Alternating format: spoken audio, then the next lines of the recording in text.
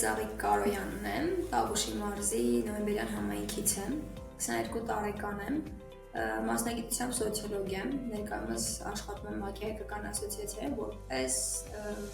ծրագրերի համակարգող, համայնքային ծրագրերի համակարգող 2018-ն էր, երբ դեռ ծրագիրը չկար համայնքում, Տավուշի մարզում, կարող եմ նշել, որ երիտասարդների մասնակցությունը ընդգրկում էր միայն դպրոցական միջոցառումների շրջանակներով, այսինքն երիտասարդները միմյանց հետ շփվում էին երբեմն որոշ բնակավայրերի հետ դպրոցական միջոցառումներ կազմակերպելով, սակայն 2018-ից հիմք դրվեց նոր գործունեության, այսպես ասած, մենք հիմնադրեցինք Կաթիլ նախաձեռնող խումբը ՄԱԿ-ի հայկական ասոցիացիայի հզորացնելով երիտասարդների իշխանությունները մարդու իրավունքների պաշտպանության ու Հայաստանի համազարգացման ծրագրի շրջանակներում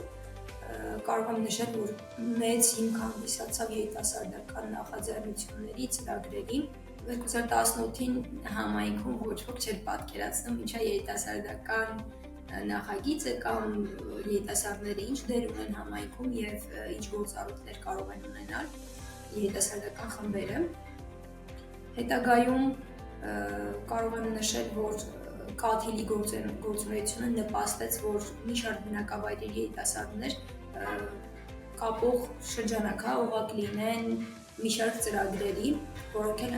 համայնքի զարգացման գործընթացներին են վերաբերում,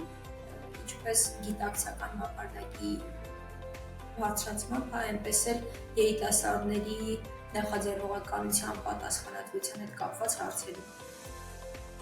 Եթե դիտարկեմ սկզբում եւ հիմա զգալի փոփոխություն եւ արդյունքներ ենք գրանցել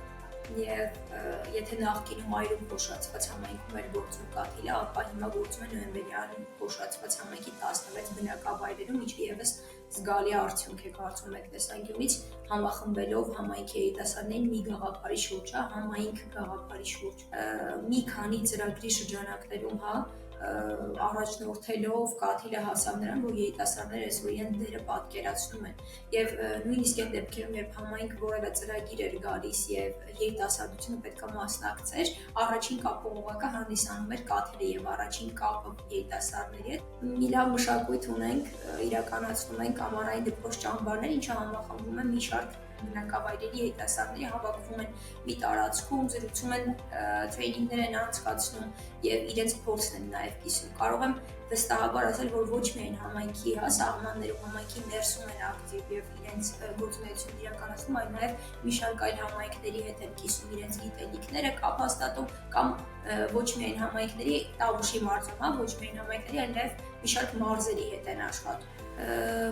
Շատ հետաքրքիր նախագծեր է սպասվում, այսպես ասած, քանի որ ավանդույթ է դարձել մեզ մոտ արդեն ամառային դպրոց ճամբարները կամ աշնանային դպրոց ճամբարները, նայած տարվա կտրվածքով, որ նախագիծն է ավելի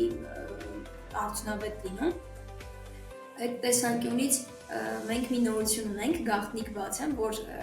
հետագա պլաններում այն երիտասարդները, որոնք համայնքից դուրս են այս պահին եւ օրինակ սովորելու նպատակով մարզից եկել են Երևան, որոշել են իրենց գիտելիքները փոխանցեն համայնքի երիտասարդներին եւ զինեն իրենց գիտելիքներով երիտասարդներին, կփորձենք այս տարի ամառային դպրոցի ընթացքում